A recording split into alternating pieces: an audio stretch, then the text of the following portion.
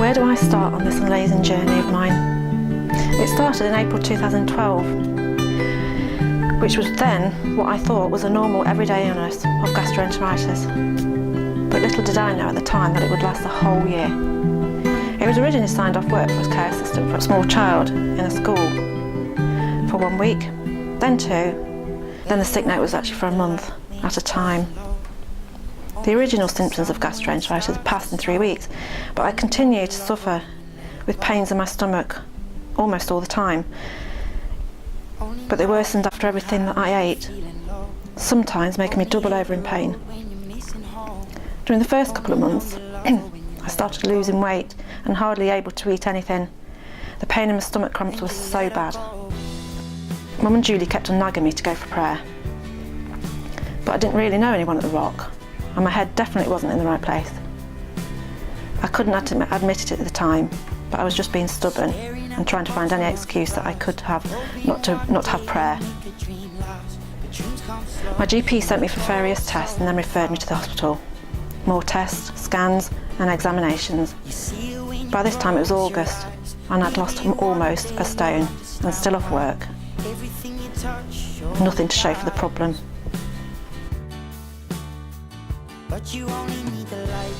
All this time God was with me, but I kept pushing him into the back of my mind. I wouldn't say I'd lost my faith in him, but I just thought I'd get better when the time was right. I took the kids on holiday with Gran and Grandad. I wasn't really looking forward to going because I didn't know how to cope. We got through it, but looking back now, God was with me. Even though I don't even remember asking him to give me the strength to get me through it. Summer holidays came and they went, and I still couldn't return to work. I was fed up and getting depressed. And work were getting very frustrated with me too. I kept thinking about the little boy who relied on me to care for him, to have fun with him, to make me laugh, to give him cheek hugs, to comfort him when he was distressed and in pain. I couldn't be there for him. I had to rely on my good friend who was looking after him at the time. Someone with the same caring nature. She had the same sense of humour as me, and someone who would also keep me up to date as to how he was getting on. Then she took ill with endometriosis and was off work too. By now it was the end of October, and I'd almost lost 2 stone in weight. I was still experiencing stomach pains and cramps, and was hardly getting to church because I was in too much pain, and the medications which I was on were causing me to fall asleep really early in the evening. I'd lost so much weight that I couldn't sit straight. Mum even had to buy me a blow-up cushion with a hole in the middle so that I could sit for my Sunday dinner. The results of my scans and tests came back inconclusive, which meant I had to learn to live with the pain. Basically, the hospital were telling me that I just had to live with it, whatever it was. Christmas was creeping up really quickly as well, and I wasn't even looking forward to do it one bit. Why would I? I couldn't eat much, and everything that I did during the day was becoming more and more difficult, physically and mentally. After Christmas I took a turn for the worst. Pain was so unbearable, eating less and less, so I went back to the doctors, who couldn't believe how much weight I'd lost. And she wasn't happy that I'd just had to cope with the pain, so she re-referred me to the Digestive Diseases Treatment Centre at the Queen's. They told me that I'd now lost 3 stone and was technically counted as an anorexic. They referred me to a dietitian to help me gain some weight back in a way that would hopefully not give me so much pain. I was ordered to eat full fat everything, including chocolate for breakfast. But my symptoms increased and my emotions were crazy. And then just when I thought things couldn't get any worse, I was dismissed from my post as a care assistant because of all the time that I'd taken off. I was an emotional wreck and further diagnosed with depression.